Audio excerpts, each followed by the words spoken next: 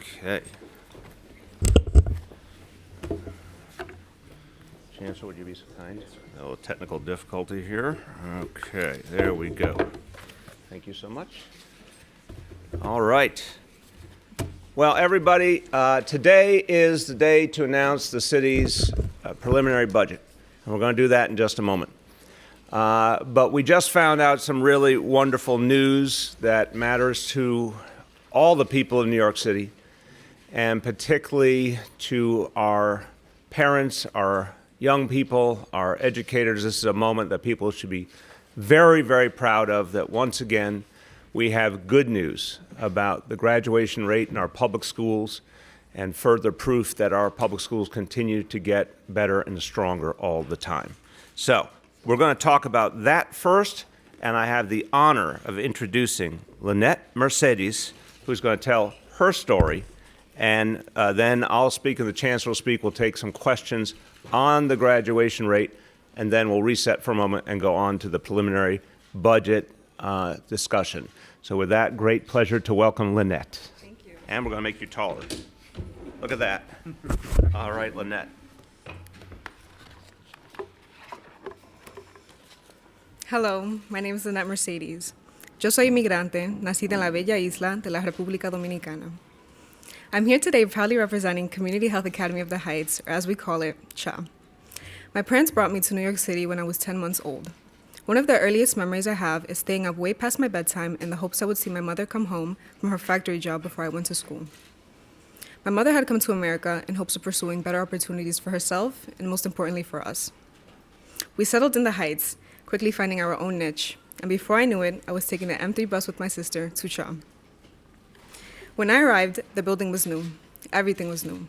Everything I had known went out of the window, and here I was, trying to find myself amongst new people, new classes, and a new atmosphere. In those days, even my principal, Mr. House, kind of scared me. But that was 7 years ago, before I realized that CHA was my home away from home, and that Mr. House is one of the most hardworking and dedicated people I have had the pleasure to know. Here at CHA, things run a little differently than they would at another school. Here you can have a discussion in one class and take it to another with ease, expanding it even further to create a dialogue entirely generated by the students. Here everybody knows everybody, partly because everyone is related, or because you know someone who knows someone. I would go one step further and call us a family. From the staff to the students to the wonderful teachers, this is an environment that has been like a home to all of us. One that has nurtured and has pushed me to go beyond what I ever thought I was capable of. I'm currently a senior and have been able to take most advanced placement classes offered at my school in subjects I never thought I would, ranging from AP Environmental Science to AP English Comp to AP Spanish Language and Culture. These classes have not only broadened my understanding of the world around me, but have also helped me to remain curious as I further my academic career. As a student at CHA, I have also been able to take advantage of the many wonderful opportunities presented to me by my teachers and guidance counselors. Last summer, I joined the Geriatric Care Development Program and was able to earn certifications as a nurse's assistant and also in CPR. And because of the sense of community we share at CHA, I was able to network and find my current internship at Teachers College. I want to thank my guidance counselor, Randy Bowen, who's one of my most avid supporters. Because of his efforts, I'm a Posse Scholar at Connecticut College, where I will spend the next 4 years studying and researching how to give back to the world, my community in the Heights, and to CHA. I would also like to thank the amazing women of color who teach and inspire me every day. Thank you to Ms. Peña for always reminding me that there is power in language and the culture is alive and ever evolving. And thank you to Ms. James for teaching me that global is not only a class, but a lifestyle. For many of us, CHA is a sanctuary. It's the place where we were raised, one that guides and helps us despite what hardships we might face. It's not a building that generates test scores, but rather a family of dedicated students and teachers working to reimagine what it means to be an inner city school. CHA has taught me that I am a phoenix. I am capable of rising again and again, and just like any other student, I can soar as high as I want. I'm an immigrant who has defied the odds.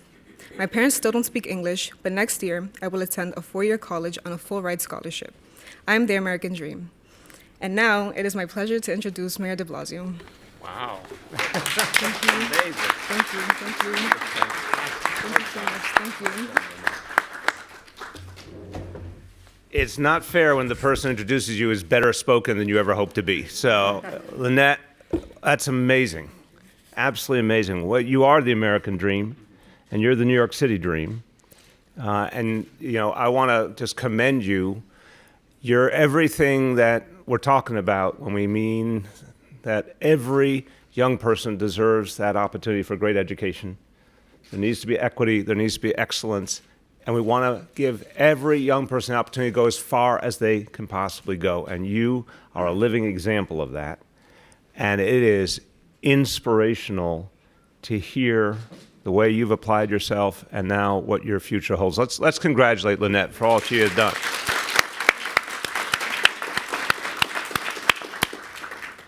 And the praise for her principal Mark House, congratulations. You did something right. Give him a round of applause, too. So I'm going to be very quick and then turn to the chancellor, but this really is a moment to celebrate and to note the importance of, look, the whole idea here has been to change the assumptions of what's possible in New York City public schools. When you listen to Lynette just then, you know, any parent anywhere would be so proud if their child could get up in front of a room full of adults and TV cameras and give those kind of remarks. This is what's possible in the New York City public schools every single day. This is what's happening. And a lot of us came up with the notion that some of our schools were good and some of our schools were bad, and it was always going to be that way. A lot of us came up with the notion that our school system was stuck and could not get better. We've been saying now for 6 years that things can change and will change and are changing. And this announcement today about graduation rate speaks volumes. This has always been the standard that tells us if we're moving or if we're not.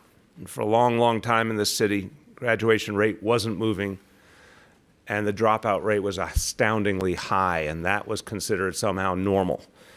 Now we believe that every young person can achieve. We believe that every school must be a good quality school, and we've taken a series of steps to make that come true, and a lot more to come, and we'll be saying a lot more about that in the next few weeks. But we can tell you this, something is working before our very eyes. And so the news we got today from the state of New York that makes us all so proud. It's been 6 years in a row that the graduation rate has gone up in New York City. I'm now proud to announce the New York City graduation rate is 77.3%. Congratulations to the chancellor, congratulations to all the educators, all the parents, all the students. This increase is across every borough, every demographic within our city. In the course of our 6 years, the graduation rate has gone up 9%, proving how quickly change can happen. Now, I gotta say something. This is the largest school system in America. People used to believe it could not achieve. Now it's achieving more and more. And in fact, New York City public schools increased our graduation rate faster, better than the rest of the state of New York. That used to be considered an impossibility. And we are getting closer every day to achieving the national average of graduation rate, to doing as good as any school in America is expected to do. So something's really changing here. We see it in graduation rate, we see it in college readiness, we see it with the number of young people going on to higher education, we see it in test scores, we see it in that achievement gap that we've all been talking about for a long time. A lot of people thought couldn't move. It is moving now. We saw that with the test scores a few months ago. We see it here again with the graduation rate. So something is really happening. Lynette, your example gives us a lot of hope today. And I want to congratulate everyone who's been a part of it. And now turn to the man who's been engineering this success, our school's chancellor, Richard Carranza. Sure. Thank you, Mr. Mayor. And Lynette is a great example of the students that we have in the New York City Department of Education in New York City. And I just want to say to you, you make us very proud. Felicidades. Felicidades.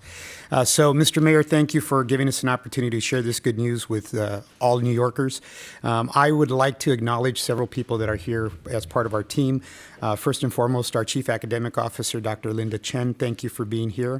Our Deputy Chancellor for the Division of Specialized Instruction and Student Support, Corinne Rello Anselmi. Our Deputy Chief Academic Officer for Multilingual Learners, Mirza Sanchez Medina. We're also joined, if there are some technical questions, she's the person we're going to turn to as well, our Executive Director of Research Policy and Support, Michelle Palladino. And obviously, we've already met the incredible Mr. House, who does a wonderful job at Community Health Academy for the Heights. Cha? That's right? Okay. And obviously, the person that we probably will one day work for, Lynette Mercedes. Yeah. So I want to thank you again for being here, both Mr. House and Lynette. It's schools like CHA, schools with the drive and the energy we all feel here today. They are the real leaders in our mission of achieving true equity and excellence, and we're honored that you're here with us. Not only are they seeing steady increases in graduation rates, which is why they're here today, but they are seeing gains across the board at their school. More of their students are college ready than ever before, and more of them are enrolling in college and taking what they've learned right to the next level. In fact, they've had an incredible increase in graduation rate over Mr. House's tenure there. How many percentage points have you grown? 59 to 85. 59 to 85, which shows the power of leadership and teaching and great students. So this is the news. We're especially excited to announce that our four-year citywide graduation rate has reached, as Mr. Mayor, you have announced, 77.3%. That is a 1.4 percentage point increase from 2018 and an 9% percentage point increase since the start of this administration.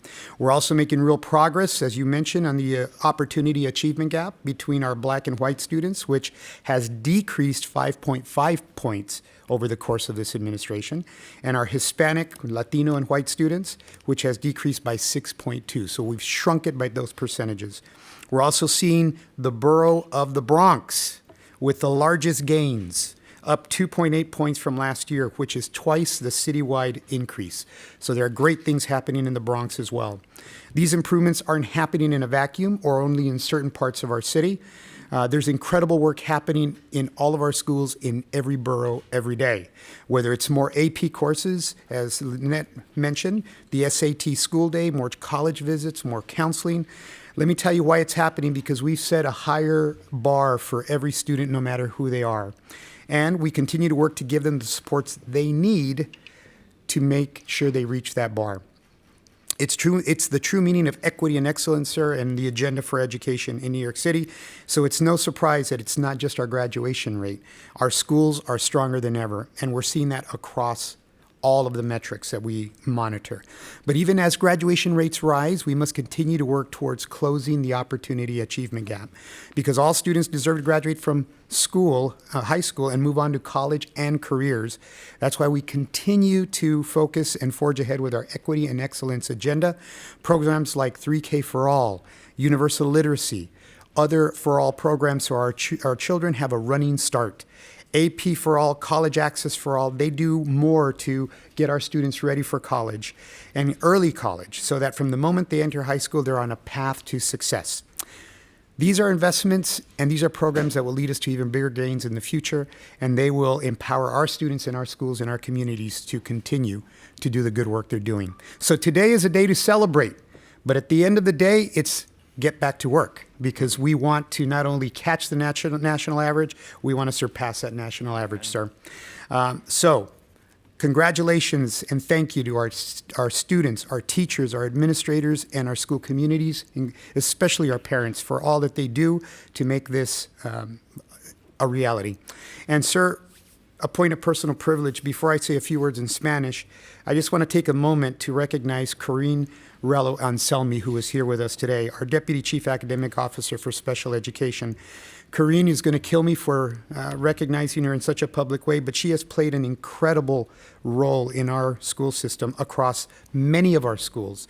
And throughout all of those roles, she has been a steadfast, unapologetic advocate for our students with special needs, ensuring that they have access to inclusive settings.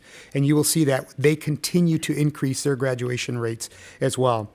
And she's made sure that our students with special needs are prepared for post-secondary success. And while we congratulate her on her upcoming retirement, there's no question that it's a loss for the children in the Department of Education. So I want to thank you, Corinne, for your over 40 years of service to the children of this city. Well done. Thank you. Well done. So just a few words in Spanish. Estamos celebrando hoy las noticias de que la graduación de nuestros estudiantes ha alcanzado 700.3%, que es otra ganancia para la ciudad de Nueva York. Estamos en el camino para alcanzar el promedio nacional. Pero muchas gracias a toda la comunidad, a los padres, a los maestros y a los administradores por todo su esfuerzo que han hecho posible este momento. A celebrar y también a trabajar. Thank you. Well done. Well done. Thank you, Chancellor. Okay. Lynette, you can have a seat. You can have your own press conference later because I think people want to get to know you for the future. Questions first on the announcement on graduation rate. We'll take any questions related to that, and then again, we'll reset around the budget. Go ahead. So only 71% of the city's graduates last year actually met the standards for CUNY for college readiness. So do you think that's really a reason to celebrate? Look, I'll start and turn to the Chancellor. The issue here is how quickly can we move this school system and how can we move it across the board? And that's what we continue to see evidence of. We saw it in the test scores that proved not only was there improvement across the city, but that we were actually starting to shrink the achievement gap. We see again now continued progress and shrinking of the achievement gap. That's very, very hope-inducing. And all of the initiatives are starting to sing together. You know, Lynette mentioned that she took those advanced placement courses because now they are mandated in every high school. That's changing the reality for a lot of young people. All the pieces that we're putting in place, I think, are starting to add up. That said, we're very proud that more young people are going on to higher education, but we know we got to both increase that number and increase the quality of the education they get before they go on. So I say there's steady progress, plenty more to do, but what New York City Public Schools have proven is they now are in a constant growth pattern. I will only add to what the mayor has said, is that we know that without a high school diploma, students have very limited options. So the fact that more students are earning their high school diploma is a thing to celebrate. We continue to work on college and career opportunities for our students because we know, quite frankly, not every student wants to go to college. But with the diploma, we're also proud of the fact that more of our students are earning advanced diplomas, advanced Regents diplomas. In fact, it's up 0.3% from last year, a full 3.4 percentage points since the start of this administration. So students are applying themselves, and part of what we said, it's a day to celebrate, but it's also a day to get back to work because we realize there's more we want to accomplish. Yeah. There's a slight increase in dropout rates this year. I'm wondering if you have any explanation about why that might have happened. Yeah, so we're actually scrubbing that data to see what is behind that. It's relatively speaking in terms of statistical, it's really flat, but it's about 100 students, and we're looking at coding.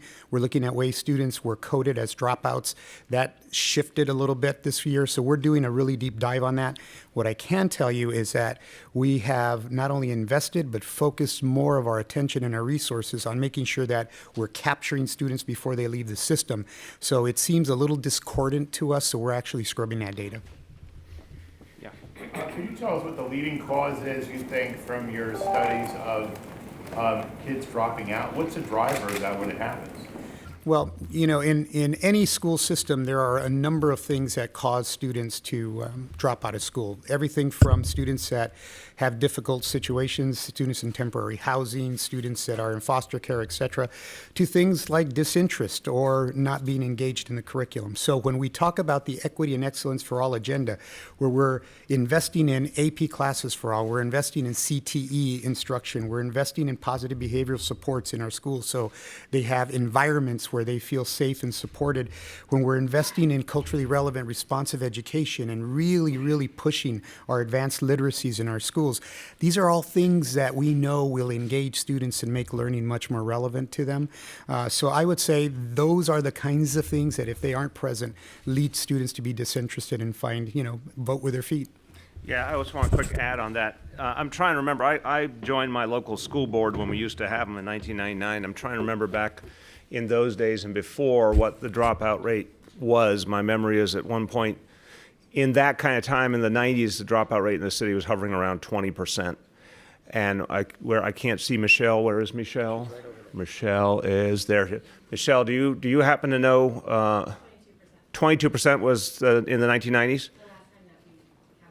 Okay, so 22% at one point not so long ago in the city's history was considered tragically the normal dropout rate. And we take every little change seriously, but the rate now is 7.8%. So look, everything the chancellor says is right, but I want to emphasize the early childhood education piece. This has been statistically proven. You give young people early childhood education universally, you're going to see that number go down. Now remember, the kids we had in full day pre-K for the first time universally, that's only a few years ago. It's going to be a while before they get to graduation age. But pre-K alone is going to reduce that dropout rate. 3K, when it becomes universal, plus pre-K, I think will drop it even more. So we want to get that early, intense engagement, that kids feel connected to education. I think that's going to be a big part of the equation. Yes? When the class of 2019 was in 8th grade 4 years ago, 33% of them were proficient in ELA and 22% of them were proficient in math. So I'm just wondering what the explanation is for how kids who are so far behind in 8th grade, how did they make such significant strides in high school? What's going on there? Next time you see a teacher or a principal, thank them. Next time you see a guidance counselor or a social worker, thank them. Next time you see a parent driving or walking or bicycling their children to school, thank them. It's really about focus. It's really about the kinds of supports that I just mentioned in the previous question, but it really is about a strong focus on making sure students have what they need to be able to be successful. And then for us to be very strategic about how we align our resources. Our Equity and Excellence for All agenda does that to make sure that we're providing those opportunities for our students. And I don't mean that facetiously. Thank you to our teachers, our principals, our social workers, our paraprofessionals, the people every day in the classroom making sure that students, like I said, have what they need to be successful. Yeah, look, I think that's a very important way to look at the question, and I do think I'm going to take what Richard said and take it a little bit different direction.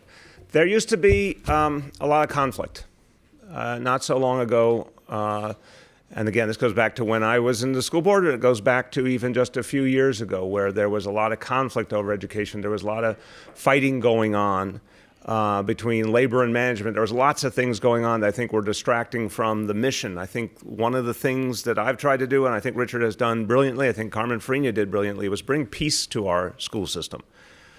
Calm things down, get everyone working together, get everyone believing that it was a common mission again.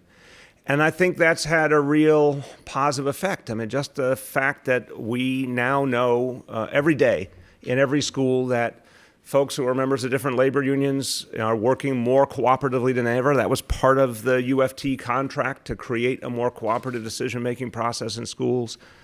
That all adds up, in my view. So it is not surprising to me that there's consistent progress. I think the cool part of all this is, where are we going? How far can we go? Because we already know a few things. We have, the biggest and the best early childhood structure in the entire United States of America, and it's going to grow. And we have the most middle school and high school choice anywhere, and the most extraordinary secondary education anywhere in the country. And a lot of schools are visibly getting better.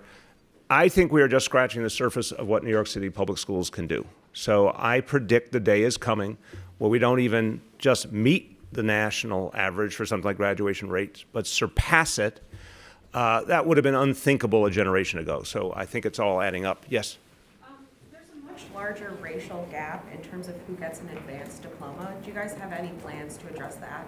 Oh, yes. And AP for All is certainly a part of that. Go ahead. Absolutely. So as the mayor mentioned, advanced placement for all is certainly part of that.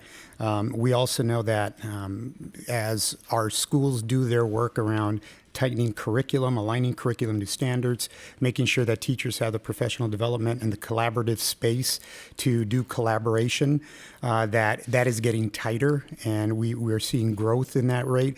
But the comment in terms of, celebrate today and get back to work today, that's part of the back to work. We know that we're not comfortable where we are, but we are absolutely aligning our programmatic approach to our instructional approach to make gains in that area. And I think that question comes down to also, I want to be blunt about what used to be. I mean, you had high schools that had been in their communities for decades and decades and never seen the advanced placement course, even though there were tons of kids in those schools who were going to benefit from it if it was there, but was never there. And it was just vast open inequity was accepted in this city all the time. And we got a long way to go. But that kind of example of and Lynette is such a great, great inspirational example of that.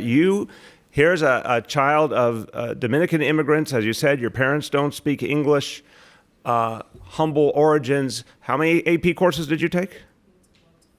Up to 4. So, that's like that kind of opportunity being there changes the trajectory for young people. If you do not provide that opportunity to school, you're also sending a message that you don't value those young people. And our school system honestly did not value those young people for a long time. So we're seeing something, I think, from just the very presence of AP. Mr. Mayor, if the Chancellor can answer in Spanish, but the question has to do with closing the Hispanics. You talk about closing that, and I was just wondering what programs have worked. Siempre hablamos de cerrar la brecha, ¿no?, entre los hispanos en lo que se trata de lo académico, pero todavía muchos no llegan a la universidad. ¿Qué se puede hacer y qué ha funcionado para que por lo menos se queden en la escuela y se gradúen? Pues la buena noticia, muy buena pregunta, pero para cerrar esa brecha, lo que sí ha trabajado es que hemos visto que los estudiantes que han sido estudiantes aprendiendo inglés, que es la definición de los estudiantes que no han hablado inglés, son bilingües hoy, ese porcentaje va subiendo. Entonces no estamos al nivel en donde queremos estar, pero con los programas que tenemos de aceleración, los programas que hemos tenido de apoyo socioemocional, los programas que hemos tenido de lenguaje de avanzados, todos esos programas han tenido unos resultados que han sido muy buenos.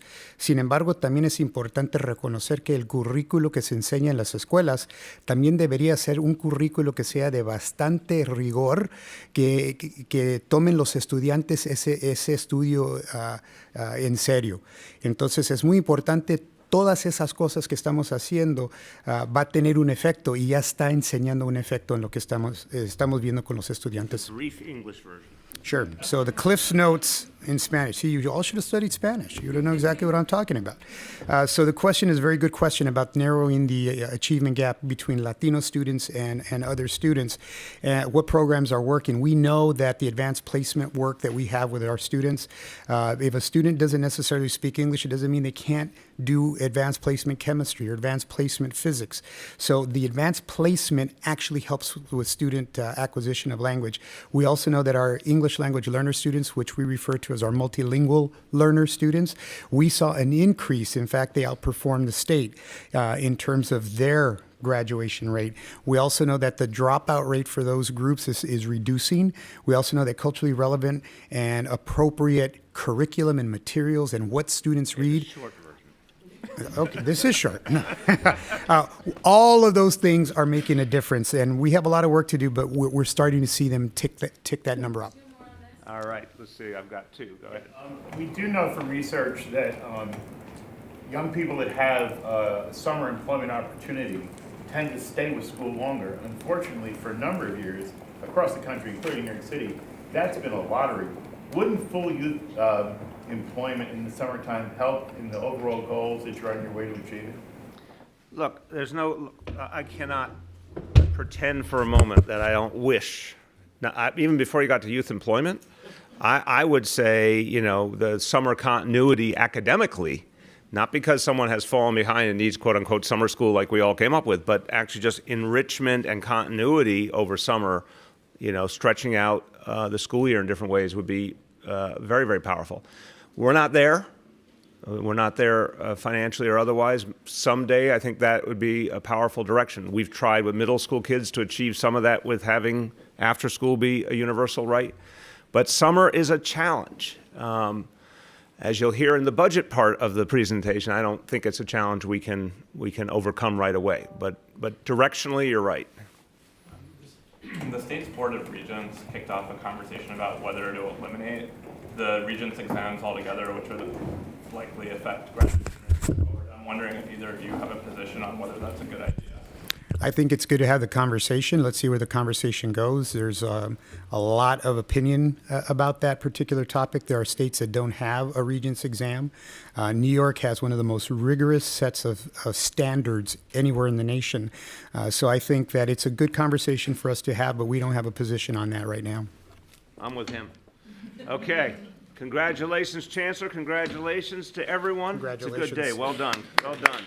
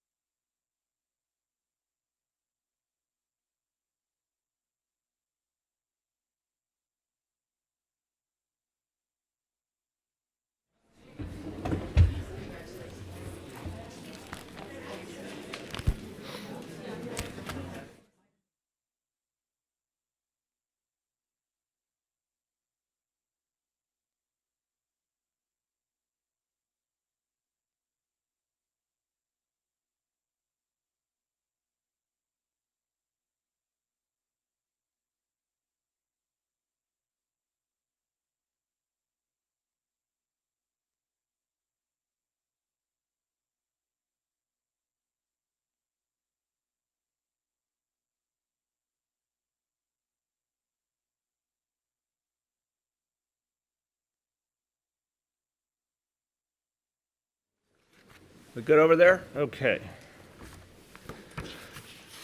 Well, thank you everyone for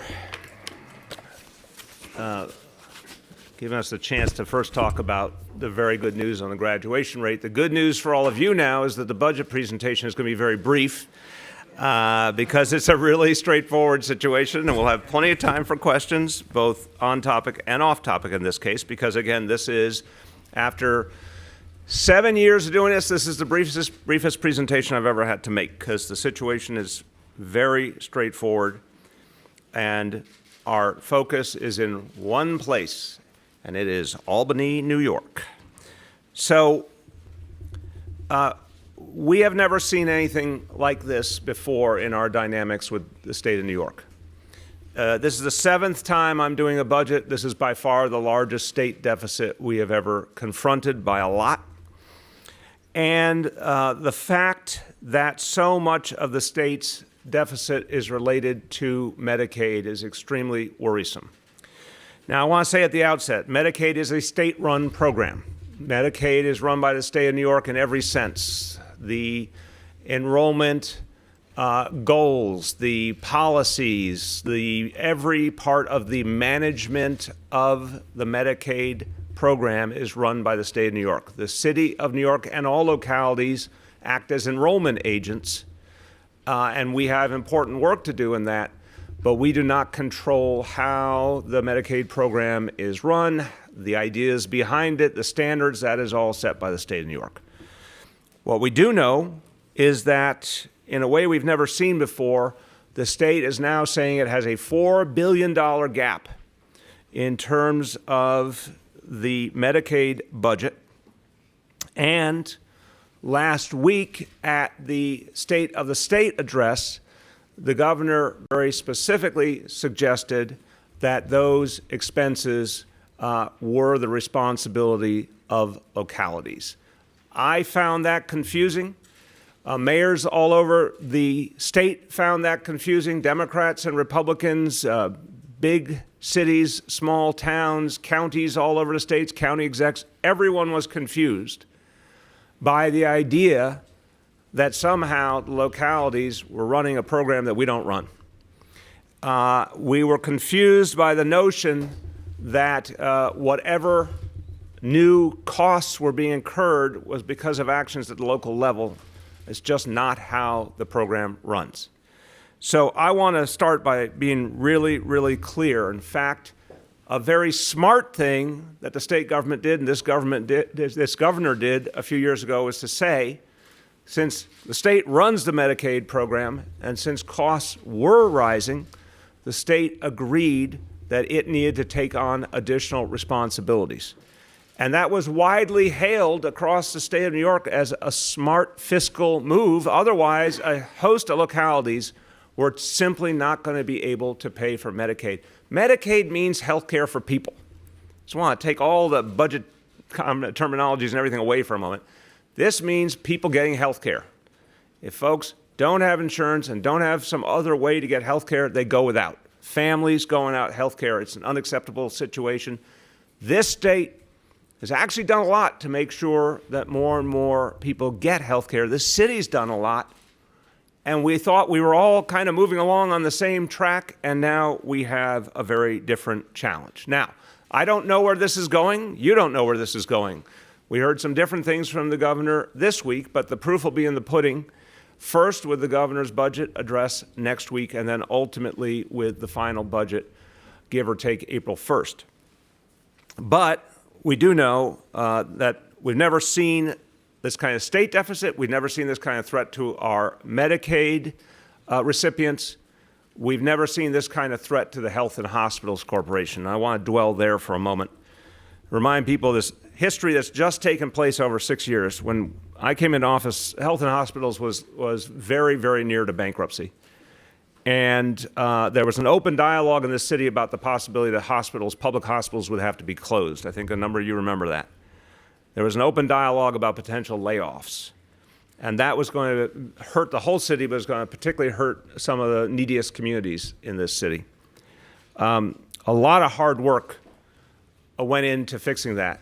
At Health and Hospitals, at OMB, a whole lot of people worked on turning things around, closed a budget gap of more than $1 billion, made some very tough decisions, reduced the level of administrative staffing, improved the operations, the collections, the billings, all sorts of things.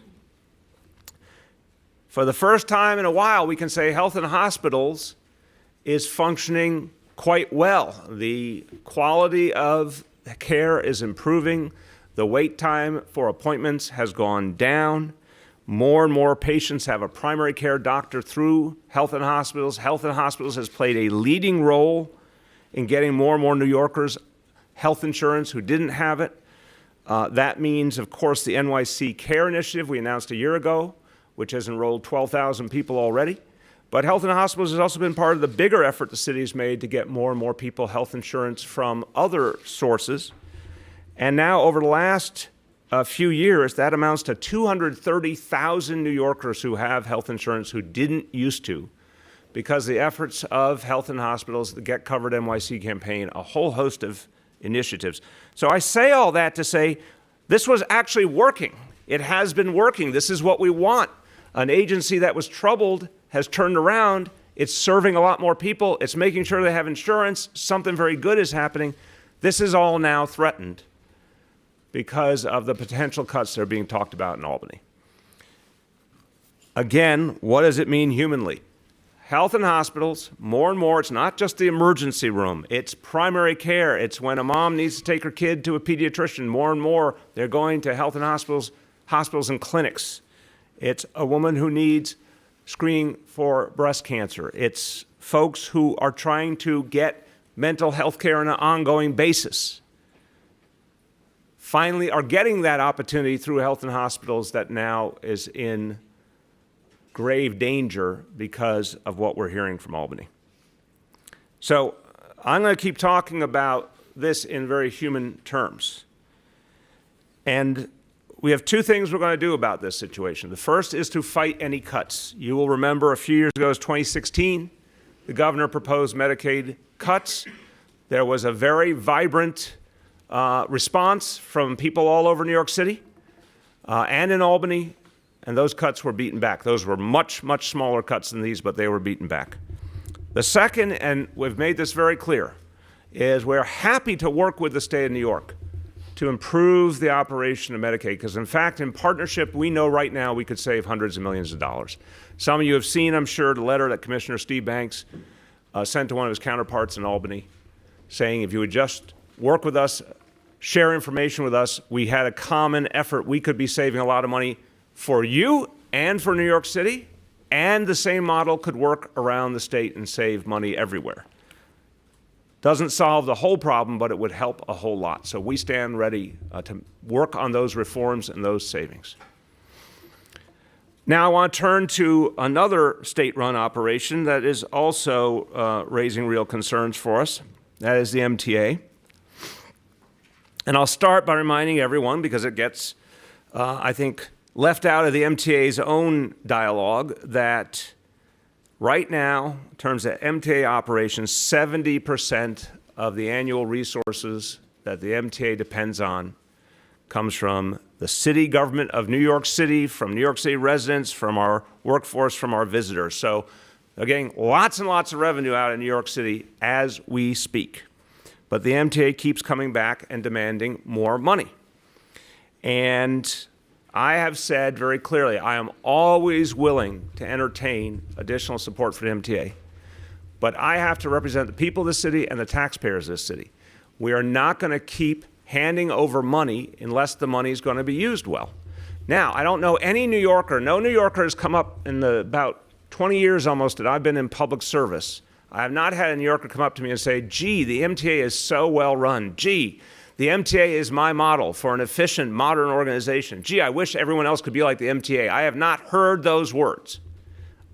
I appreciate that the MTA is doing some important work to try and turn around. I really do. And I've seen some of the results of that. And we want to be in every way helpful when we see actual work that can get done. And I worked with the governor, I was very proud to, last year, on the plan to provide long-term funding, the congestion pricing and the other elements of a long-term funding plan that had never existed for the MTA. So there's some good news in all this. But what's not happening? There has not been a serious independent audit of the MTA's operations. There was an audit done, but it was superficial. It did not talk about how to fundamentally change the way the MTA operates, how to change the culture, how to do all the things that need to be done to break out of the mistakes of the past.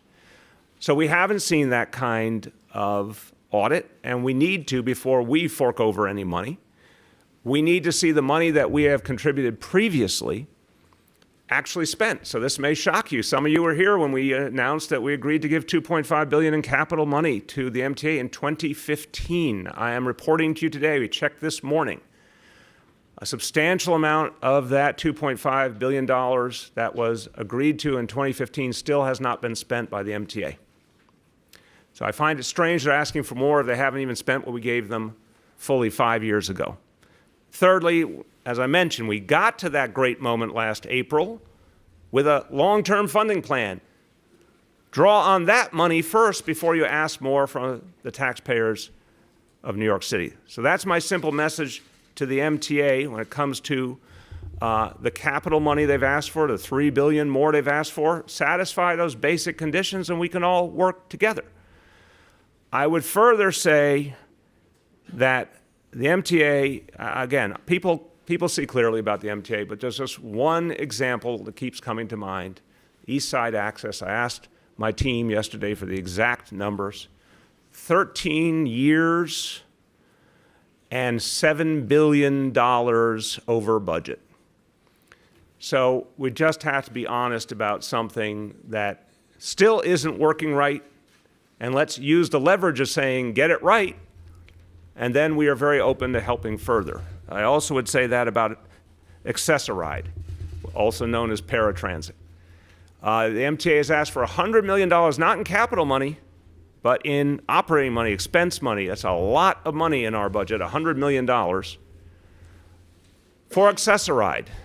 And I'll tell you, I've spent a lot of time among my constituents who are livid about what's broken with Accessoride to this day. It doesn't show up and it doesn't work for them.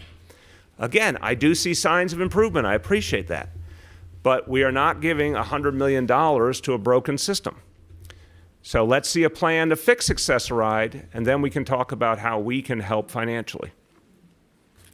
So that is, to sum up, the reality, and the challenge is from Albany. Sometimes I talk to you about other challenges we face. Sometimes we face multiple challenges. This time it's really straightforward. It's all coming from one place. The numbers are huge.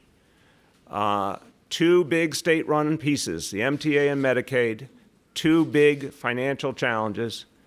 We're going to deal with both of them. But this is going to be the story that really determines what our city budget ultimately looks like. So now I'm going to talk to you about the preliminary budget at this moment in time. And the word preliminary is crucial in this case because this is how we start a process that will go on over the next 6 months. But it will be very deeply determined by what happens between now and April 1st. So first I'm going to tell you the number, and then in a moment I'm going to explain this number in relationship to where we left this story back in June when we had the adopted budget. So fiscal year 21, the preliminary expense budget for New York City is $95.3 billion. And this is a balanced budget. All new spending in this budget has been offset by new savings, and we continue to maintain historic levels of reserves. I want to thank everyone who did the hard work of getting us to this point. Of course, the OMB director, Melanie Hartzog, and her team. First Deputy Mayor Dean Foulahan, Deputy Mayor for Operations Laura Anglin, Deputy Mayor for Housing and Economic Development Vicky Bean, Deputy Mayor for Health and Human Services Raul Perea Hense, Deputy Mayor for Strategic Policy Initiatives Phil Thompson, my Chief of Staff Emma Wolf, my Senior Advisor Allison Hirsch, my Chief Policy Advisor Dom Williams, and our Director of Intergovernmental Affairs Leiden Sleeper. All their teams, again, especially the OMB team, thank you for your hard work getting us to this moment. And special thanks to Speaker Corey Johnson and Finance Chair Danny Drum and their staffs for all the work we've been doing together over the last months. So how do we get to this point from last June when the budget was adopted last? So the bottom line on this, the growth has been about $2.5 billion. It is essentially all things we had to do, either labor costs or state mandates or other required actions.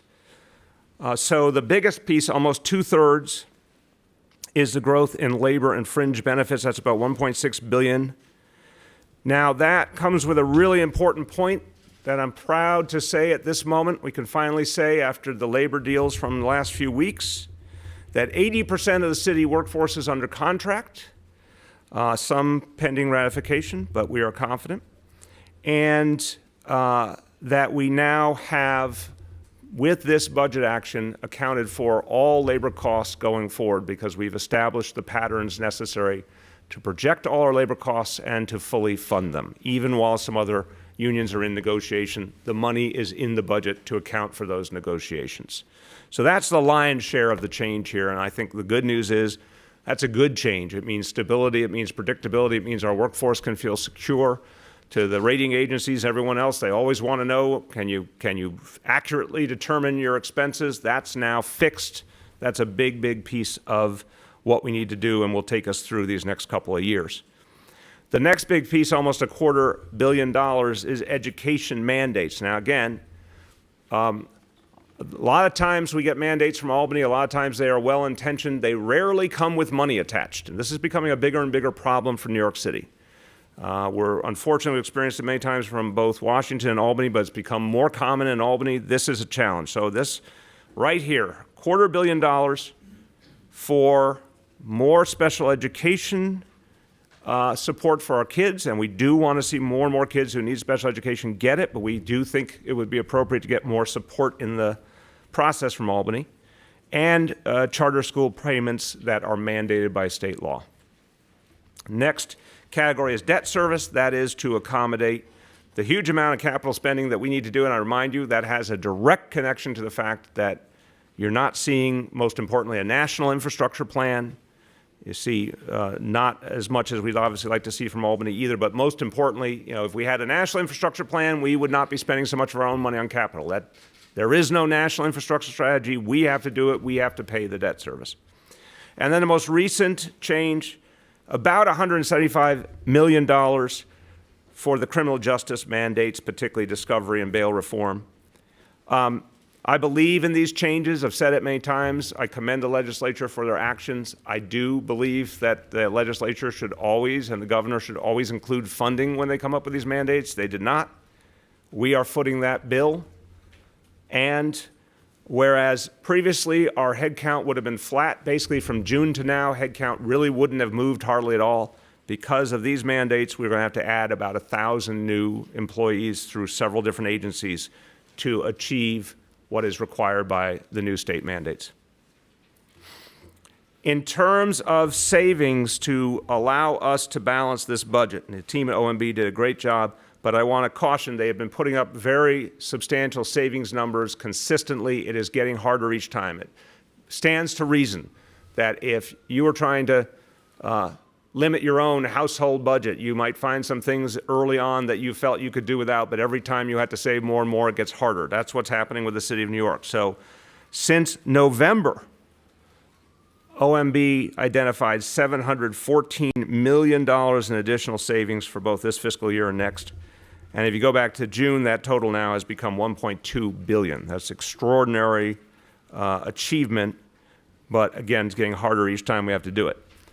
The good news on another front, the healthcare savings continues from our work with the Municipal Labor Council Committee, I should say.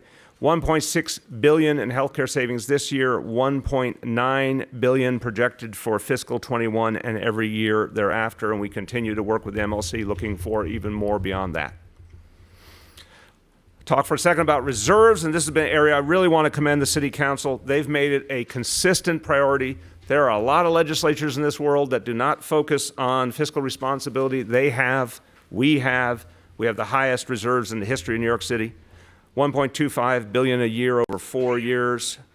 That is $1 billion in the general reserve, capital stabilization reserve at $250 million, $250 million.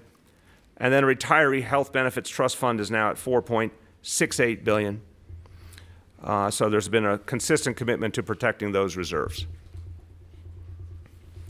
Okay, now we're about to end. This is normally in a budget presentation where you get into the juicy part where there's all sorts of wonderful new initiatives. That is not happening right now because of everything we talked about previously. We're just going to highlight a very few things, and then we're going to see where the world goes in the coming months. So in the area of public safety, just two things I want to highlight. Vision Zero, this is continuing to be a major area of investment. And one of the biggest new pieces coming online now, 4th Avenue, Brooklyn, major thoroughfare, an area where there's been a lot of problems. A $98 million capital investment that will make 4th Avenue safer for drivers, bicyclists, pedestrians alike. So this is going to be a major redesign, one part of a bigger Vision Zero effort. And then the second piece is to make really clear what was achieved in December. 8 of our uniformed services unions coming in, agreeing to a labor deal. That spans the four uniform agencies, police, fire, sanitation, correction. 16,000 members, very important. That defined the uniform pattern. And once that uniform pattern is set, again, everything else in labor relations, everything else in the budget falls into place. So the money to fund that uniform pattern is now added to this budget, $147 million. And again, that's for all the unions that did come to an agreement with us, and for anyone who comes in and comes to an agreement within the pattern, that is already accounted for in the budget and paid for.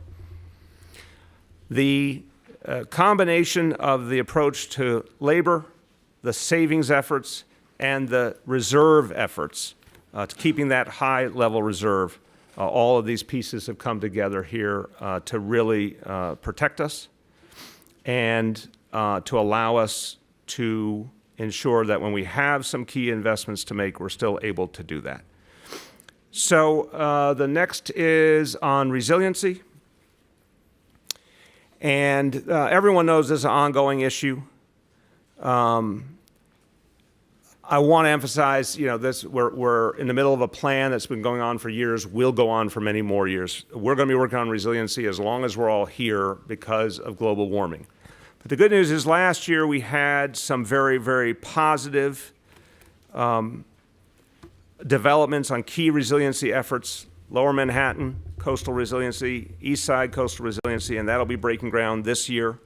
And on East Shore, Staten Island, the Staten Island levee project. So all of those have been moving forward or had major efforts already. Now we're doing an investment that's going to help to speed up and ensure a bigger investment by the federal government. So we're putting $33 million in capital for Rockaway Beach. This is obviously, in terms of Sandy, this is one of the areas that took the biggest hit, was the most destruction. The boardwalk, the 5.5-mile boardwalk, was the huge achievement everyone who was a part of should be very proud of, making the Rockaways more resilient. But there's always been more to do. So now we're going to get to this work. And that's our investment, $33 million. But it is part of a much bigger piece, both for the beach and the bay, that the Army Corps of Engineers will be doing. That will be almost $600 million. And we're working very closely with the Army Corps on that. So to conclude, city's being very careful at this moment, but we have our fiscal house in order. We are watching Albany carefully, but more importantly, we're acting. We're going to join together with so many other people in this city and around the state who want to make sure that these Medicaid cuts are beat back, not just because of our budget, because of the human beings who would not get health care unless we stop these cuts. And we're going to work with the state, open hand, to find savings, find reforms so cuts can be averted. That's where our focus will be over these coming weeks, and then we'll be back in April with the executive budget based on how everything plays out between now and then. So with that, that gives you the overview. I'm going to ask Melanie to come forward, and I think has the additional technical slides to go over, and then we will open up for questions on budget, and then we'll open up for questions on other topics. Melanie Hartzell. Okay, thank you, Mayor. So I'm going to go through very briefly highlights and changes to the budget since November. And as the mayor said, we do have a technical briefing, so we can answer all your questions, and my team is here to assist in that. So the FY21 preliminary budget is $95.3 billion. As the mayor said, we are balanced in 20 and 21 fiscal years. And in this quarterly update, we closed a gap of $3 billion in fiscal year 21. Our out-year gaps are manageable. 22 fiscal year is $2.4 billion, and the out years for each are $2.7 billion. We are increasing our tax revenue forecast for fiscal year 20 to reflect a yearly growth rate of about 4.6%, adding $449 million in 20. And our fiscal year 21 estimate is cautious because we do see signs that the local and U.S. economies are slowing. So our forecast reflects a 2% tax revenue growth for next fiscal year, adding $593 million. As the mayor said, we are achieving savings of $714 million across fiscal years 20 and 21, and the major sources are roughly $263 million. These are two-year combined roll-up numbers. So $263 million of which is spending reestimates, $252 million is reimbursement reestimates, and $141 million in debt service. Because we are nearly through the fiscal year 20, we are reducing reserves in the current year by $1.1 billion, of which $850 million is coming from the general reserve and $250 million is from the capital stabilization reserve. And I just want to remind everybody this is a routine adjustment we make at the preliminary budget in the current fiscal year. Moving on to our all funds budget, you're looking at the 5-year financial plan, which breaks out our federal, state, and city funds. Fiscal year 21 all funds budget is $95.3 billion, and the city's funded budget is $70.8 billion. You'll also note that the fiscal year 21 budget, that we continue to maintain historic levels of reserves at $6 billion, $1 billion of which is in the general reserve, $250 million is in the capital stabilization reserve, and $4.68 billion is in the retiree health benefits trust. In closing, I want to thank all my staff for their hard work and remind everybody about the technical briefing. Technical briefing. You mean to say the even more exciting technical briefing? Yes. If you love this one, you'll love the technical briefing even more. All right, let's take questions. Katie. Have you spoken personally with Governor Cuomo about your concerns about the Medicaid cuts, especially since the state of the city, or state of the state, sorry?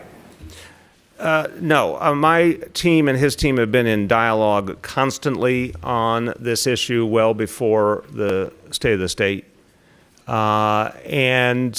Look, again, we've said many times that we stand ready to work with them on savings, and that is not just because of this recent development. We are saying that before, in some cases have been able to already do that. We want to do it a lot more.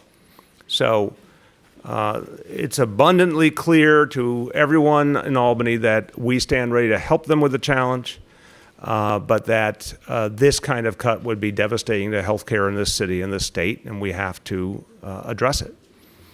Yes? 1,000 new jobs to implement the criminal justice reforms. Can you give us any more detail on which agencies are? Yes, we can.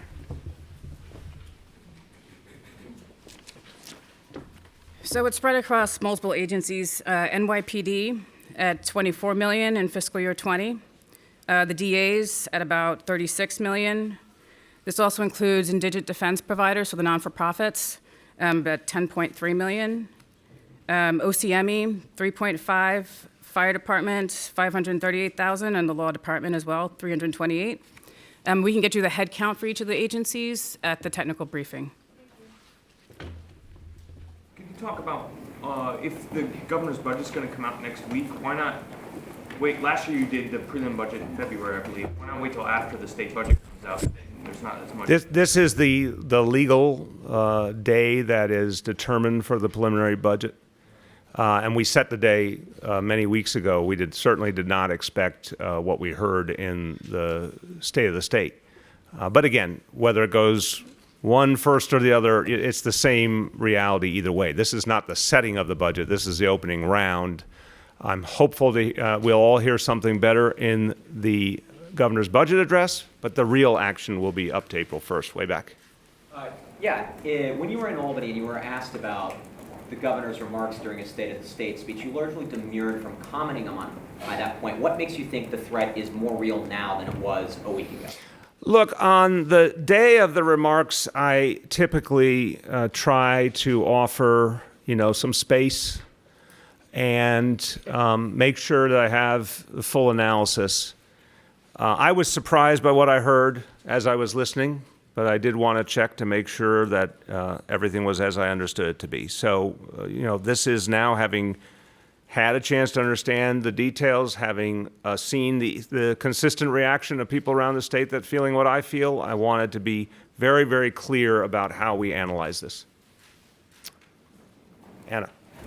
Can you discuss the possibility of a $500 million bailout for taxi drivers? I know that this is something that you've not been warm to before, and given that, you have this huge unfunded mandate and a gap to close in the state budget, where does that idea stand as of now? Well, it's evolving in a productive way. So, I think everyone heard various proposals in previous months that were just straight up public bailouts. And I made clear the city of New York could never reach those kind of numbers. I heard numbers in the billions, which again would come out of our expense funding. That was an impossibility. And even if you're talking about hundreds of millions of dollars, we just don't have that kind of money available in public funds. Various conversations about was there someplace else where that could come from. The federal government historically has been able to do some of these things, and they print money. But this task force that was put together, working with the council and with stakeholders, has come up with a different kind of model, which would be largely based on private financing. And the model has not been detailed yet. It's an idea, but it is the best idea I've heard so far. So you'll forgive me for some devil in the details, asterisks to say, let's see what now can be shaped up based on it, but at least it's a more productive idea that might get us somewhere. We want to help these taxi drivers. They've been through hell. We want to find a way to help them and their families. Look, I look back and I am pained that we had something that really would have helped in 2015, and that moment passed, and I wish the council had acted then. I commend the council for acting in 2018. I've seen already that the minimum wage is helping, the caps are helping, but that could have been done earlier. But that being said, we all are trying to find some kind of solution, and this is an idea that might actually offer a positive way forward. Marcia? Mr. Mayor, in the past you've talked about a tale of two cities. Now it seems you're talking about a tale of two budgets. The city budget, which does not have a gap, and the state budget, which has a huge gap. And I wonder if you think that that puts a target on the entire budget as something that the state could look for to cut. So in addition to Medicaid cuts, you could face cuts to aid to cities, aid to education, things like that. It's not necessary that they could limit the cuts to one area. So my question to you is this: what is your game plan for trying to limit the cuts that could hit you in a lot of areas? Marcia, you're absolutely right. You've watched Albany for a while, so you know their tricks. The fact is, we're very worried about Medicaid cuts. We're very worried about education cuts. We're very worried about Medicaid being saved on the back of education and the bigger cuts being transferred over. There's lots of things to worry about. So first, we're saying, in a spirit of cooperation, hey, let's all work together, find savings, find reforms. We're always up for working together to solve a problem. There's been many times in recent years where that's actually worked, and it's quiet behind the scenes efforts, but there's actually been a number of those times where the state worked with the city to save each other money or both money. So we're going to try and do that. But as I mentioned, 2016, we had to fight back the proposed Medicaid cuts, the proposed cuts to CUNY. We did, working with a lot of good stakeholders here and in Albany. So that we're going to go and we're going to fight these cuts. The X factor here, of course, is the legislature. Now, I would contend to you, Marcia, the legislature has been very consistent, to their credit. They understand the importance in New York City to this whole state, to the economy of the state, to the revenue of the state. They have been very fair, meaning today's legislature. Andrea Stewart-Cousins as the majority leader in the Senate, Carl Hastie as the speaker in the Assembly, two people I have very close relationships with, but both of them really are consistent in their dealings with New York City. So I am hopeful that they will believe that these cuts simply equal taking away health care from people who need it, or that it was transferred over to education, then you'd be taking away funding from kids who need better educations.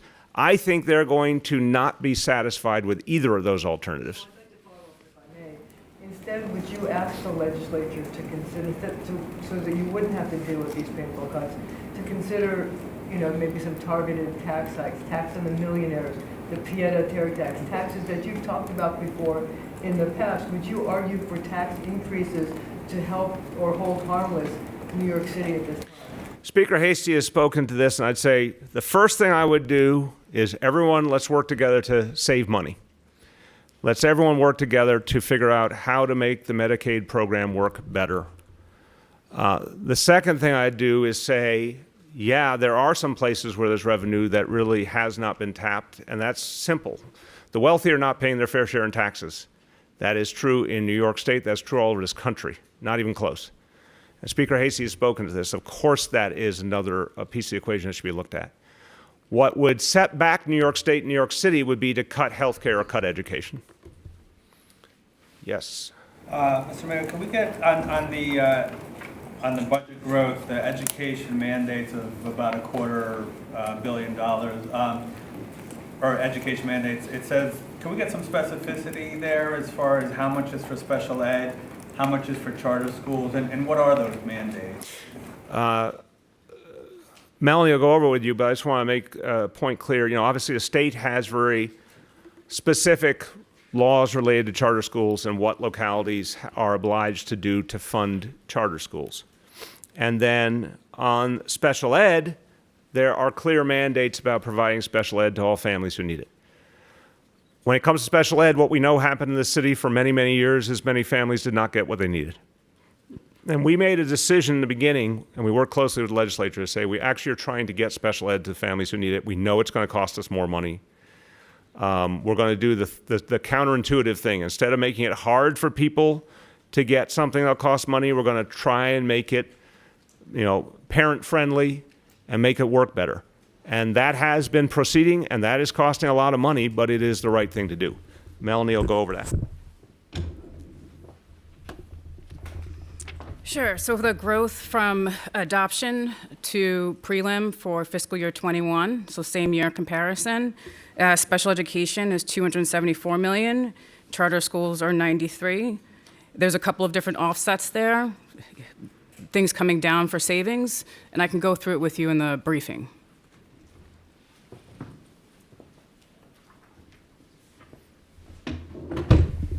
Gloria. So Mayor, I want to go back to Marcia's point, and if you could talk a little bit more about what would happen if you don't come to an agreement with the state about how you're going to find these savings to avert these Medicaid cuts. All I can say is, I think this again from a human level, Gloria. I mean, you're talking about a lot of families who need health care who just wouldn't get it. I mean, that's how I have to start. You're talking about right now, health and hospitals finally turned around. Clearly, this would endanger the strength of health and hospitals. It would mean less personnel. It would mean longer wait times. It would mean a lot of things. We're not there yet, so I don't want to, predict specifics. But it's a lot of money, and it's a lot of people who depend on that money, and it's basic health care. Yeah. 174, I believe it is, in savings, or 714 rather. Yeah. Are you doing anything similar this year, asking city agencies to find more savings, like you did last fiscal year? We are going to go back to agencies for more savings. Given what happened from November till now, which is pretty astounding, the pure dollar figure, we're structuring it a little bit differently this year, but the savings process will be ongoing. There's no question about it. We will come back at exec with a substantial amount of additional savings. You're not giving them exact targets to... Not at this point, but again, interactive of what happens in the next few weeks. Yeah, this 2020, we're having a national debate about universal health care. To what degree does the three-card money between Albany and New York City about health care have relevance in terms of this broader national discussion that we're having in earnest about health care? Well, I don't know if I'd call it three-card Monty because we're actually in a pretty open, transparent place. We have now specific policy of guaranteeing health care for all New Yorkers. That is being implemented. It started this year. Next year will be in all 5 boroughs with NYC Care and obviously the expansion of Metro Plus. So I think our approach is very straightforward, and our goal is universality. We actually think we have the tools to do it. Clearly, that's something New Yorkers should be proud of and believe in my view, and that New York State should be supporting and protecting in every way they can. We all want to get to the day where the national government actually creates a universal health care system. But we're now in New York City on the road to something we've never had previously. But it could be derailed if we saw substantial Medicaid cuts. But just to follow up, though, in essence, could New York, is Governor Cuomo missing an opportunity for a potential presidential run to be the first state that had universal care, following up on New York City? Wouldn't that? I like your booming voice. This is not a setting to do political analysis. What's clear is... Isn't it true that that's something that progressive wing that you support within the legislature has been fighting for years? Clearly, look, progressives in this state and in this country want universal health care. And no state has managed it. The federal government hasn't managed it. Even with what good has happened in Obamacare, the ultimate goal is still universal health care. But New York City, over these next few years, is going to get closer than anyone has ever gotten. And that's really, really powerful, what that could mean. It could be a great model for other places as we try and get to that next step. But I'm worried that we have to protect it. Go ahead, way back there. So my colleague Brian reported on the taxi bailout that some of the money would come from the government potentially, some portion of the money. So are you willing to talk about $50 million, $100 million as part of the public-private partnership on the taxi bailout? You won't be surprised that I am reticent to start offering dollar figures in the middle of a budget briefing where I'm concerned about the state of the overall budget, but also where we don't even have a plan yet to respond to. So I'm saying as a direction, this task force, this commission has come up with something really interesting that hasn't been on the table before. You're open to the idea of city funding? I want to see a proposal, and then we'll respond to it. I have got to be very careful, because what I did not like was a whole lot of public funding because we just couldn't afford it. It's all going to be about the quality of the proposal and what level of exposure it has for the city. I'm open to a proposal. I think this is a healthy step forward. That's all I can say so far. And second question, are you discussing anything about like a hiring freeze or if things do go sour in Albany? We've had a lot of reduction already in different agencies. Melanie can talk about it. A lot of the savings has been achieved already by telling agencies they could not fill lines that they previously had. There's been different types of freezes already. So a number of savings have been achieved. As I said, you're going to see more between now and exec. But depending on how things turn in Albany, there's some really intense things we would have to do if it was really bad. And again, what I think all New Yorkers don't want to see is their services cut. They don't want to see city workers no longer have their jobs, and we're not there yet, but we have to always worry about what could happen if it was really, really big cuts. Do you want to speak about anything else about, or did I cover it? I covered it. Look at that. Who has not gone? Jeff. Mr. Mayor, in your new idea section was pretty limited, as you noted yourself. Yes, indeed. 6 years in, were there ideas that you had? Oh, yes. Wanted to push forward, but couldn't because of the situation? Yeah, right now it's not the time. We'll know more after next week. There's a lot on the agenda right now that's already underway that I've said, I think to you and to others, I want to protect all the big initiatives that are underway already, including some of the things you heard about during the education piece of our gathering. But there's a lot more that is waiting to be announced if we believe we can make it work. But we got to see what happens certainly next week as a first step. Can you give me some examples? I cannot, because that would be contradictory, wouldn't it? I'm not going to offer something that we want to announce if we believe there's resources until we believe there's resources. Go ahead. Yeah, what exactly is this $90 million for the $100 million for the reworking of 4th Avenue and Brooklyn buying? The Vision Zero piece? Yeah. Melanie, or whoever you choose, Melanie, want to speak to that? Vision Zero, 4th Avenue, Brooklyn. Oops. Hold on. It's largely for the street reconstruction and putting up various pedestrian walkways as part in the middle of it. I think there's a lot of detail. My staff just handed me an entire page.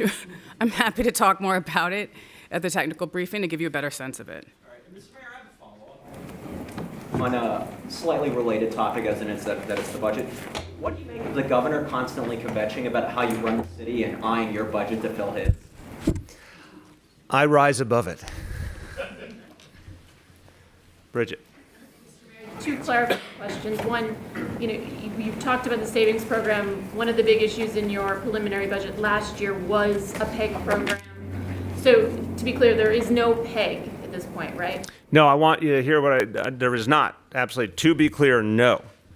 To be also clear, what we have this year that we hadn't had in the past was just a huge amount of savings that had to be achieved between the November plan and now. And I want to just remind everyone that's a really brief time frame. I mean, that's basically in 2 months, Melanie and her team had to find, $700 million in savings because of those mandates from the state, because of the labor deal, all these things that are us keeping the city of New York moving forward and dealing with our day-to-day needs. So, like Last time we came in and said, here's a bunch of things we want to do to make savings happen by the exec. She went and got those savings before the preliminary, but there has to be even more now. We're structuring a different approach this time, but there's definitely more savings coming. Itself is up about 3%, but as Melanie was saying, it sounds like revenues are only estimated to rise about 2%. So does that mean our reserves have gone down a little? Where's the... No, reserves are stable. And Melanie can sort of talk to you about how all the balances are struck. Obviously, real savings is one of the key ways you make that come together. You'll say it more eloquently than I. It's a combination of both revenue coming in, and yes, we have a cautious forecast for fiscal year 21, and also our aggressive savings plan. So the reserve number has not changed since last year at all? The reserve number has not changed. As I told you in my presentation, and we can pull the slide back up and we can show you, the fiscal year 21 reserves are the same levels. Total $6 billion. Okay, anyone who's not gone yet? Anyone who's not gone? Yes. Yeah, Mr. Mayor, the city now has full use of design. Yes, amen. Yes, I see a smile on your face. There's a big smile. Roughly how much could the city save over what period of time, and what projects would be for the kinds of projects? So we estimate that it's about 6% overall for a number of projects. It's about $300 million. As you know, we would be very cautious about that and not actually take it down in the capital budget until we start the process and actually see what the projects yield in terms of cost, and then we would reflect those changes. Anyone's not gone? Yes. It looks to me like the largest bucket of savings for the education department is about $39 million a year in savings related to the ATR pool. I'm just wondering if you can offer some details on like where exactly those savings are coming from. Is it from like forced placing educators in schools, or is it from, I know that the city was subsidizing those salaries for ATR teachers that schools had actually hired. Is that because the subsidy is ending, or like where is that savings coming from? Sure, it's not forced placing, to be clear. It's actually maximizing teachers who are in the HR pool and getting them deployed to schools where they're most needed. And right now, I'm happy to report, by the way, that we are 150 to 200 lower than the lowest year on record, which was 2 years ago, in terms of our ATR pool. So that means that we're actually maximizing teachers who are there, who can be deployed, and keeping that pool low, and that results in savings because you're not actually hiring new teachers. So let me speak to that for a sec, because it's been an obsession of mine. Been in a lot of meetings about the ATR pool, I assure you. So this has always driven me crazy that there was not a better approach. What has been done, I give the team at DOE and OMB a lot of credit, is we have driven down the HR pool and we will drive it down further. So this is now a new reality where perfectly capable teachers who were going into the HR pool when they didn't even need to go into the HR pool, that has been changed so that teachers, if something changes in their school and they need a new opportunity, they're being moved directly to the new opportunity. So it is a much more streamlined system, has greatly reduced the HR pool. It will go down further. Yes. Oh, go ahead. What is that now? What's the number today? Do we have it? No, the total number of people in the HR pool right now? 725. Yes. I just had a quick question. I know Controller Stringer spoke earlier to reporters cautioning that he wishes the city would set aside more money to reserves, and he said he'd like to see the reserves put back to pre-de Blasio era numbers. I'm just curious if you knew what that was. Well, I'm confused since we have the all-time highest reserves the city's ever had. So was I. So do you know what it was before you took office? Less. We will get you the exact details. I was certainly here and don't remember any reserve. I mean, in the council, the public advocate, I don't remember any reserves like this, but we'll give you all the history. Gloria? Mr. Mayor, I realize that you're saying you can't talk about some of your big ideas before you know more about the state budget, but what should New Yorkers take away from this budget as it pertains to what your priorities are for this coming year? I mean, we have a homelessness crisis continuing, an affordability crisis. the pedestrian fatality issue. So what should they take away from this budget that you are choosing to prioritize on this year when we still have these ongoing issues? Right. New Yorkers, I think, are very, very aware of the big approaches that are being taken. Meaning, Vision Zero, you know we've announced a series of actions on Vision Zero in the last few months, and obviously worked with the council on the streets plan. These things don't always happen just exactly the day the budget is announced. A lot of them happen before. So there's been major changes and improvements to Vision Zero just in the last few months.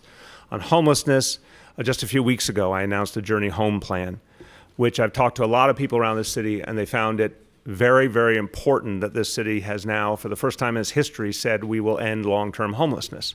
And we have an actual strategy that we've proven works.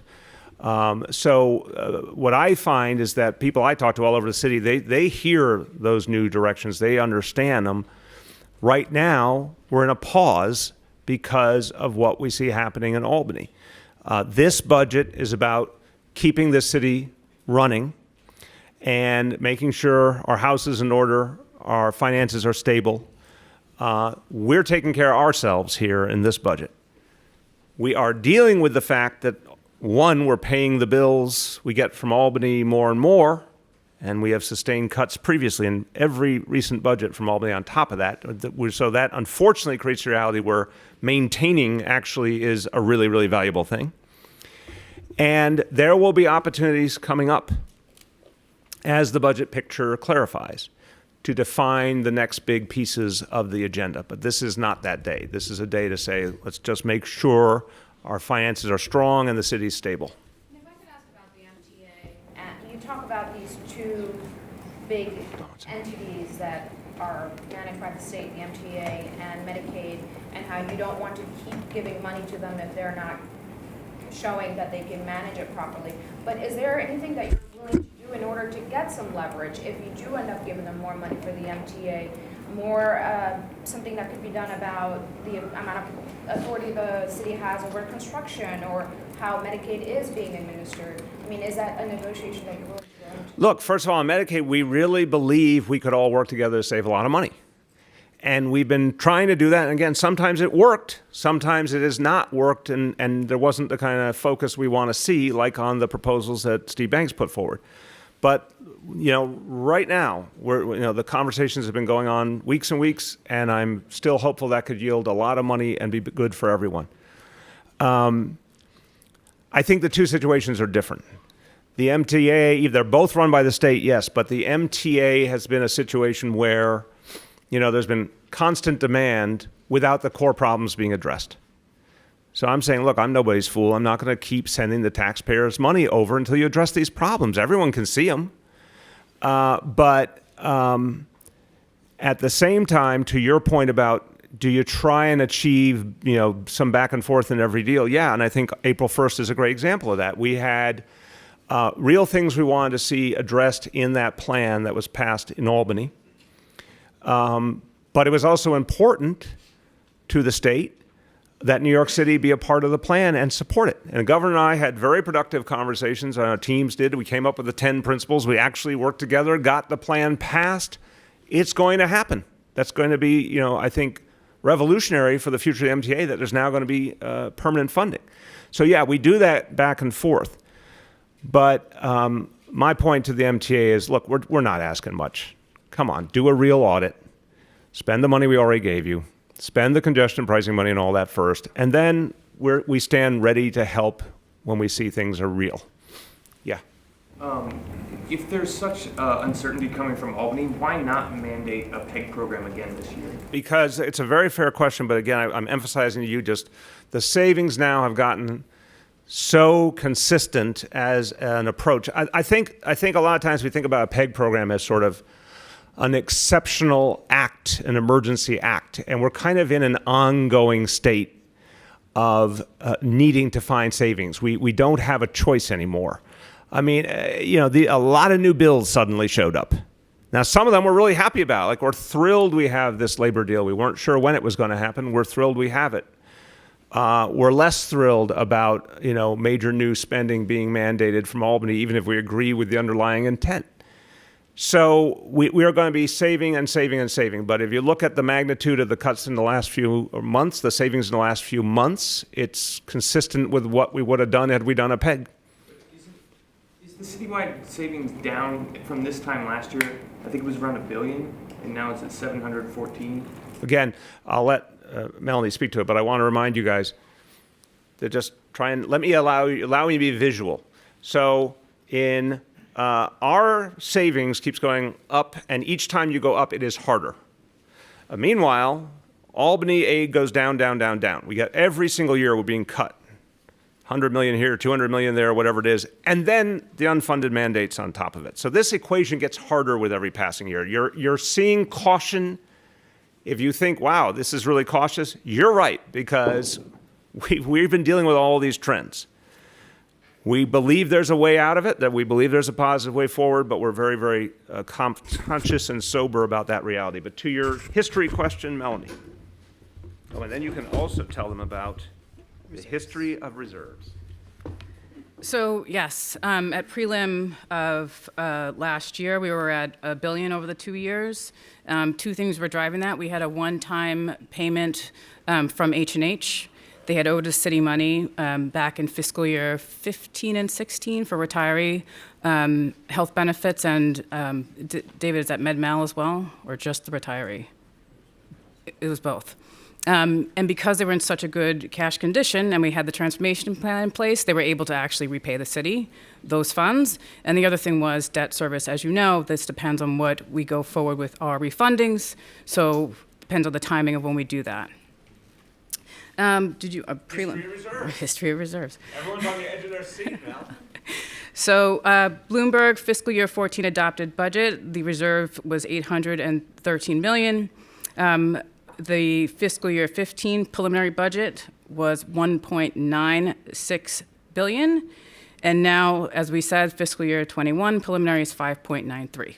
But wasn't the Bloomberg reserves a larger percentage of the budget at the time than the percentage of what the reserves are now, the bigger budget we have?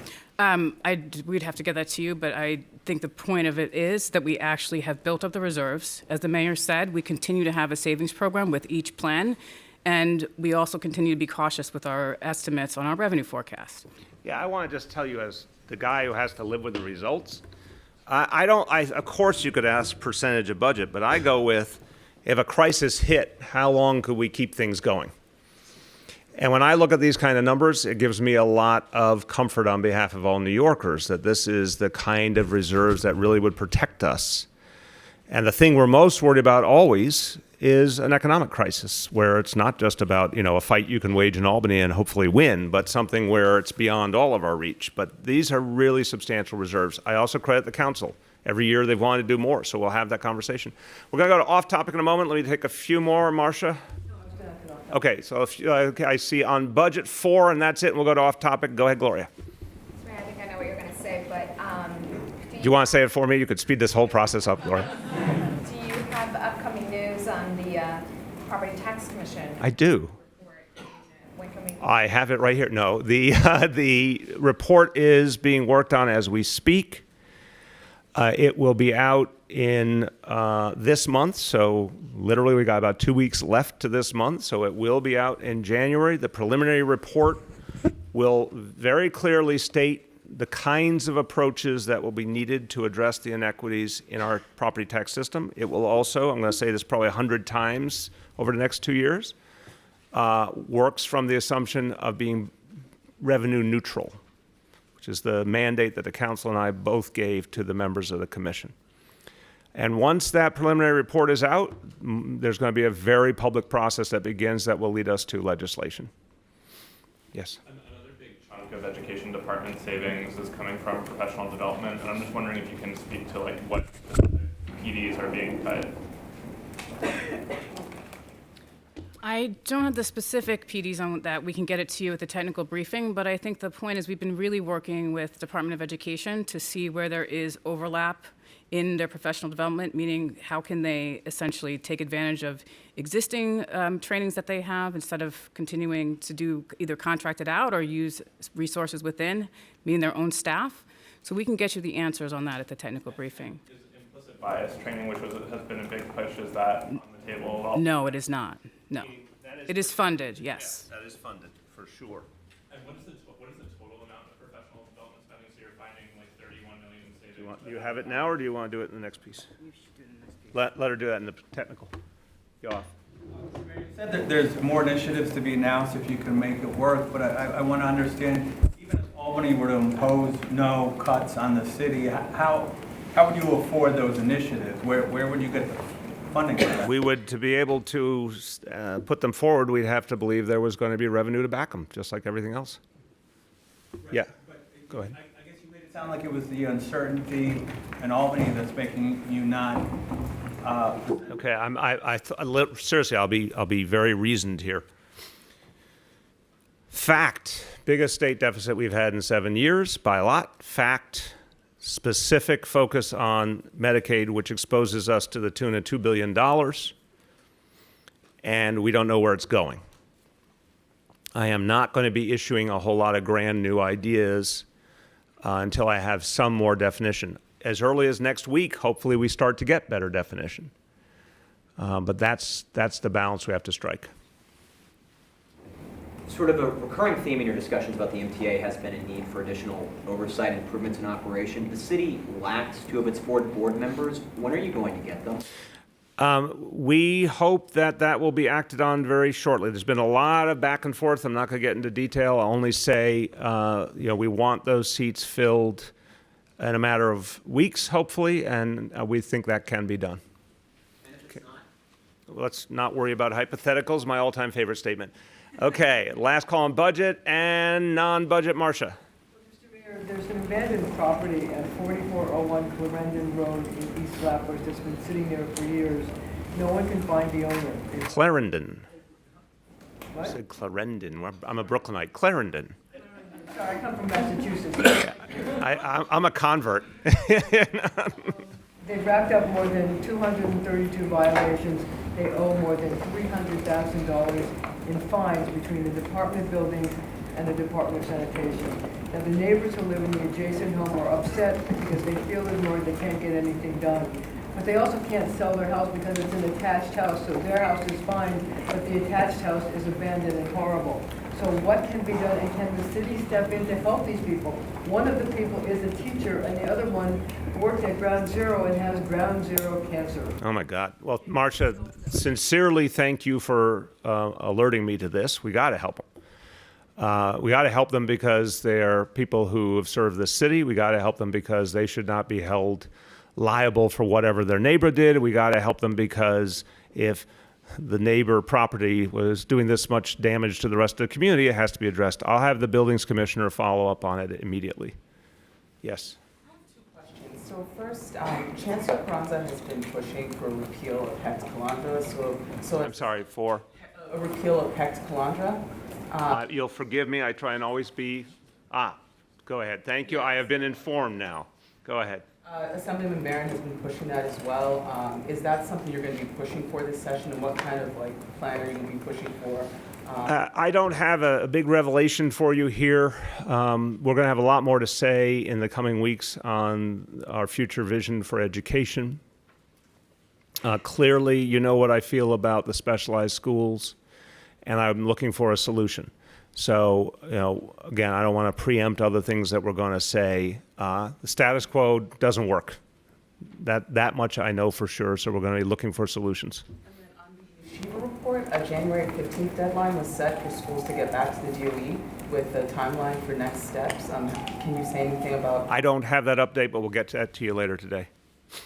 Yes. Can you talk a little bit about your stance on bail reform? I think you've mentioned that you want judges to have more discretion, and do you feel like this puts you at odds with some of your progressive allies like Carl Hastie, who I think doesn't share that assessment that you... I think I have gone through in these last weeks a better understanding of where I think some of the disconnect is for a lot of people on this issue, so I want to just take a moment to speak to that. Speaker Hastie and I are very much united in general, and specifically on the fact that bail reform was absolutely necessary. A lot of injustice was done. A lot of people were held behind bars only because they couldn't afford a small amount of bail. That was inhumane. That was not good for keeping people away from a life of crime. That was not good for the taxpayers. It was not good. So the bail reform absolutely achieved something we needed. There's an entirely separate question, and I wish I had been able to figure out the need to sort of separate this and clarify this previously, but no time like the present. So I stood here, I believe it was 2015, but you all can check because it was talking to all of you. After the tragedy of the killing of Officer Randolph Holder.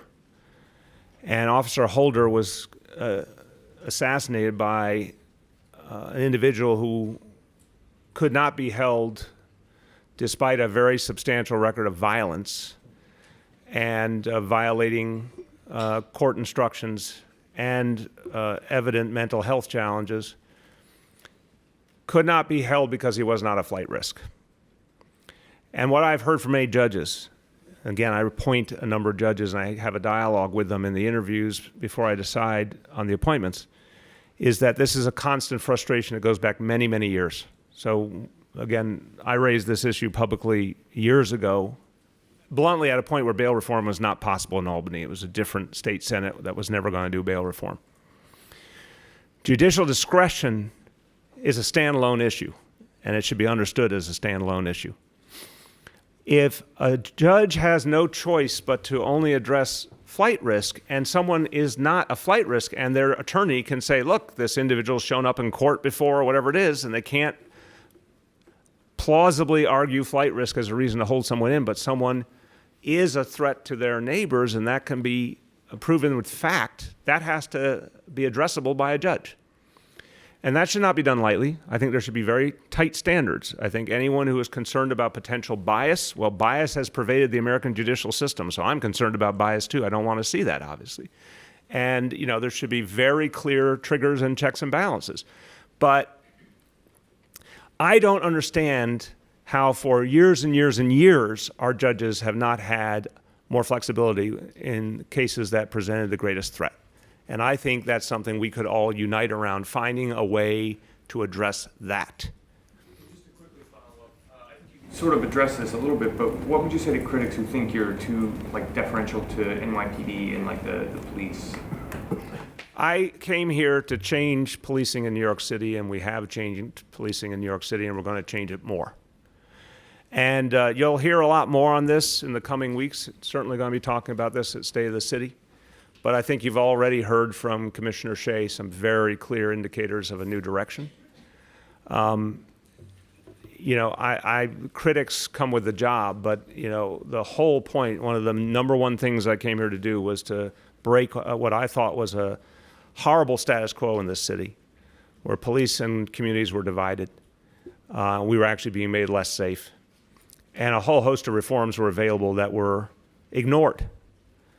And one by one, we've been implementing those reforms, and they work. So, no, I think the question is always, how do you move the maximum change that will actually work and stick and keep people safe at the same time? And I really, I think the NYPD is doing an amazing job making these changes and making them quickly, but I think Dermot Shea is going to take us to a very different place. Yes? Yeah, a few years back, as I know you know, FDNY EMT G.R. Roya was killed allegedly by a man who was homeless and was supposed to be taking drugs. His father had gone to the police department. You mean medication? Yes. Yeah. Asked for help prior to that. We do these stories all the time where part of this national consensus that we've had about deinstitutionalizing the severely mentally ill that goes back decades now results when you talk during the exit interview I with Commissioner Kelly, Commissioner O'Neill, he mentioned that there's now these severely mentally ill people are being warehoused in public libraries and in jails and in transit systems across the United States. Is it not time to have some other kind of discussion that integrates this criminal justice issue with what really is a cruel treatment of the severely mentally ill who are now left to their own devices? Well, look, you remember how all this began in large measure with deinstitutionalization. with no plan, with no concern for the human beings involved. And thousands of people were just dumped on the streets because the mental care institutions were not humane, and all the promises that were made about giving people an alternative never happened. So that's how this very horrible, trend started. But now I think we're trying to do something profoundly different. I'll state the obvious. If you said, hey, you have a magic wand, how do you solve that part of the crisis? I would say, give me a national health care system that treats mental health the same way it treats physical health, and we would be in an entirely different place. If mental health care were available on a very broad scale and it was affordable and accessible and everyone knew how to get it, we'd be having an entirely different discussion. We're trying, with one hand tied behind our back, to come up with the next best thing. Guaranteed health care system without the benefits of a national structure, but still we believe we can build it over the next few years. And through Thrive, trying to constantly increase access to mental health, facilitation of people getting treatment, destigmatizing, making mental health part of what every agency works on. I mean, we're trying with imperfect tools to get somewhere. What I do know is there's particular cases, and a very important review was done a few months ago by Chief Monahan and Commissioner Barbeau, that makes very clear that agencies have never worked together. They don't really communicate on this stuff. They don't really understand how to make sense of it. So now we're ordering an entirely different relationship between all of them. And we don't control the courts, don't control the DAs, but we work with them constantly. But this is going to take courts, DAs, police department, healthcare agencies, and social service agencies all talking to each other all the time, case by case, literally person by person. We are trying to engineer that now. It's never existed. I think that would avoid some of these tragedies. I hope it would avoid all of these tragedies.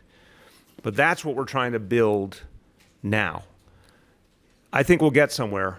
I think we all shouldn't kid ourselves, though. It is the absence of affordable universal health care that's really the basis of this crisis. Okay, let's see a few more before we go. Yes. There was an analysis published today that found that of the 36 mandatory inclusionary housing sites so far underway, all of them have been developed with substantial subsidies. I'm wondering, the whole premise of the program was to have market rate rents basically subsidize the creation of affordable units. Can you call it a success if all of those sites are also getting substantial funds? You're referring to the report. I know it's the Manhattan Institute, but the numbers are the numbers. So I was. Whoa. Oh, that was a highly challengeable statement. You like Nicole Salinas. I respect her, but the Manhattan Institute is never objective. They are ideologically driven. That doesn't make them wrong all the time. They're saying start with the fact that they do have an axe to grind. We believe their numbers are faulty, that they ignored a whole lot of important facts. I will have the deputy mayor and their team. Do you want to say something now, or if you're ready, you can? But to the idea of the 36. Again, I'm saying I think we object to the entire analysis that it misrepresented the program, the number of units coming on, how they're coming on, et cetera. So we can get you more on that, but I'm not going to accept that the numbers are accurate. Mandatory inclusionary housing does work because it's never been it's going to achieve everything, but it achieves this essential reality of agreeing that there's going to be a certain number of affordable apartments and getting a lot of private money to help make them happen, then they wouldn't happen if it wasn't there. So I believe the concept is not only correct, it has been proven to work, but we will show you our counter to their numbers. Last call. I'm sorry, Bridget. What, you're establishing the far right wing of the group here. Where the malt box was, so. All right. No comment on that, but this is a year where there will be a lot of elections in certain parts of the city. Last year you made a major push to ensure that there were enough poll sites.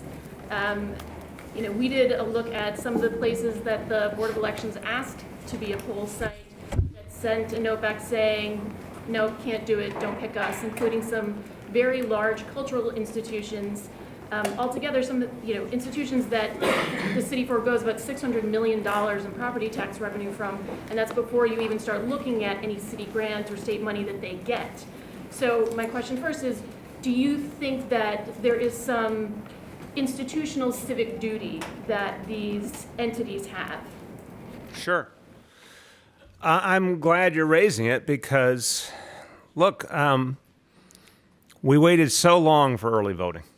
I mean, this is one of these things that drives me crazy. This state that we all like to think we're so special, except why were we so backwards for so long, right? We finally got early voting after all sorts of states, big and small, all over the country, red and blue, had it for a long, long time. Well, guess what? If you're going to have early voting, you have to find a place to do it. In fact, I wanted the Board of Elections to choose more places than they did choose ultimately. We made progress. I don't think they still went as far as they could have. We got real issues to resolve. There's been some legitimate concerns about schools, for example, where there was more disruption than people hoped for. And I think your point is very fair. If we're funding an organization, they should bend over backwards to work with us. I will only tell you this because I don't know the details. I'll get a briefing on it, and I'll be happy to respond to you more fully in the next couple of days. But to your core question, yeah, of course. I want everyone to stretch as far as they can to make this work. We're talking about the most consequential presidential election. If I said in our lifetimes, I don't think I'd be overstating it, but certainly in many years. We want everyone to participate. There's a whole lot of other offices on the ballot. Yeah, it's very important that there be full participation. You can only do that if you have sites that actually work. So we're going to be putting a lot of energy into trying to do our share. Board of Elections has to do their share. The briefing, but current election law does say that if a site were to object, that you could withhold those benefits, potentially claw back property tax abatements or withhold grants. Is that something the city would consider?